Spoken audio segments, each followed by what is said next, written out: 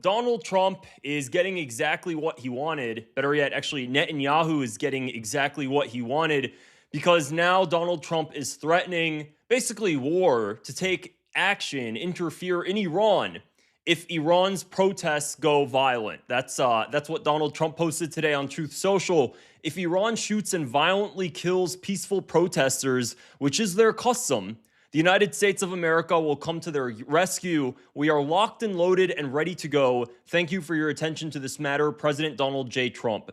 Keep in mind, this comes just just a day after Benjamin Netanyahu spoke with Trump and in Mar-a-Lago. And all of a sudden now, for some reason, Trump cares about the Iranian people. And he wants to interfere to save the lives of the Iranians because we both know that Donald Trump really cares about saving lives. He really cares about making sure that he does the moral thing. That's why he's doing this, to save lives. So Thomas Massie goes ahead and responded to that. We have problems at home and shouldn't be wasting our military resources on another country's internal affairs. Military strikes on Iran requires congressional authorization. This threat isn't about freedom of speech in Iran. It's about dollar, oil, and Israel. I'd go ahead and actually put Israel very at the front of that. I think that Thomas Massie just doesn't want to make it only about Israel. I'd say Israel is one of the main drivers because it's the war, it's the regime change operation that Netanyahu has been wanting for decades. Literally for decades, for 3 decades, going around and talking about how Iran must be overthrown and it's a threat to the West, and now he's getting it. Now, I do want to talk about these protests.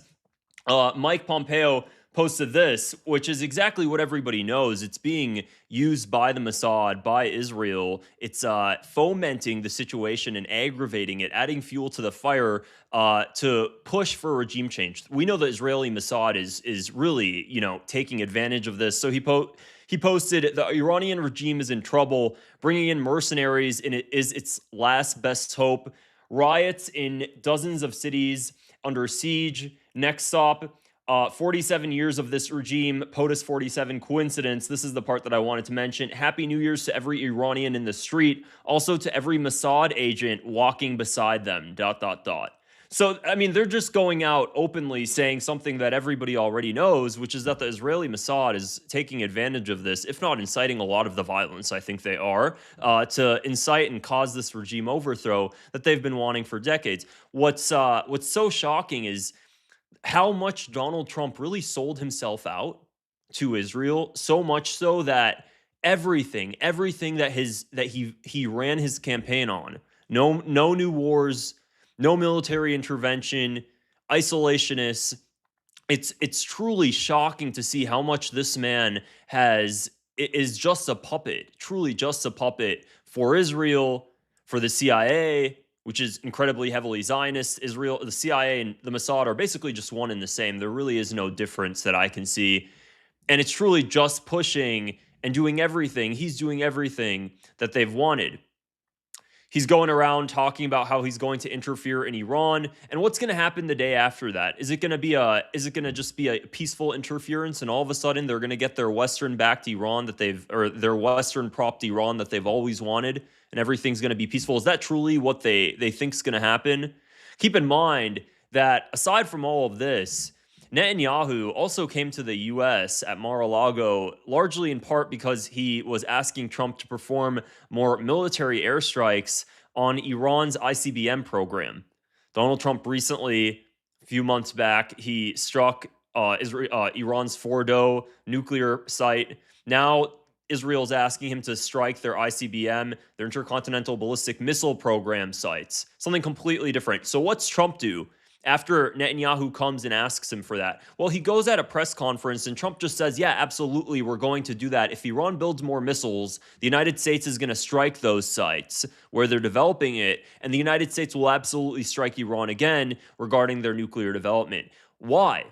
What's in it for the United States? They've been making Iran be the scary boogeyman for so long, while the biggest threat to the United States, the biggest threat to peace in the entire Middle East and the entire region is Israel.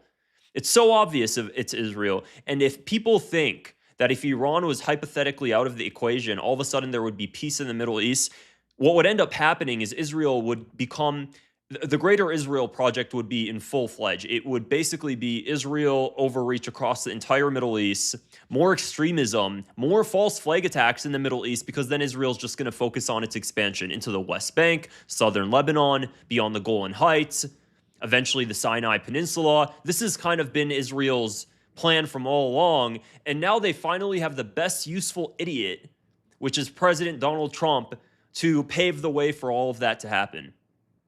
Truly just completely bought out the $250 million that he's been bought out by Miriam Adelson, which he publicly, what's so crazy is he publicly talked about how she loves Israel more, and he knows that he's bankrolled by her, and pushing and just making sure she's happy, pushing pro-Israel policy, even when it comes to the expense of the United States, going after Iran and not caring whatsoever because, well, she's a billionaire and she's backing him and that's enough for him. And it boosts his ego up and it's okay. So even if the United States has to get sent into war for this man, because of this man, he's willing to do it. No problem.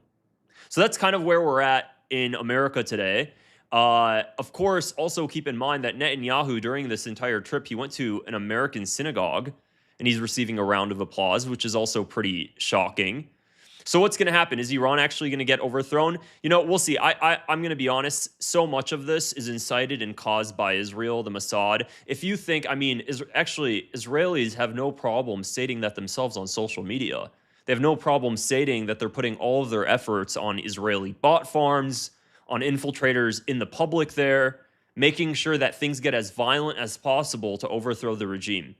There's two ways you can really take out an enemy. You can take them out from externally using weapons and everything else, and then you can also take them out from internally and do a organic regime change operation. It's so funny. It's truly very similar to how they attempted to do a regime change operation in Syria, taking on actual airstrikes in Syria, and then also at the same time backing the rebels, funding them, training them, giving them weapons to make it seem like it's a civil war, although it's a civil war, quote unquote, that's actually caused by Western interests to overthrow the government, prop in a Western leader, and then they'll call it a civil war as if the entire thing is not bankrolled by the United States doing Israel's bidding.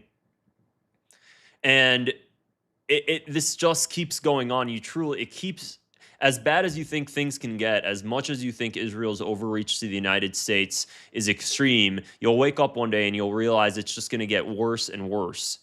And if Iran takes out the boogeyman that it's thought, what we'll realize here in the United States is that things won't actually get better. They're going to get infinitely worse, because then Israel has nothing, really nothing stopping it, nothing reeling it in whatsoever. And it's going to affect everybody. It's going to affect everybody in Europe and in America. The refugee crisis that Israel will cause in the Middle East, that it's already caused and will continue to, is going to be exacerbated. So that's kind of where we're at today. We'll see how things unfold moving forward. Let me know your thoughts in the comments below as well. Also, if you want to support my channel, I'd appreciate it if you click the subscribe button and give it a thumbs up as well. It helps me reach more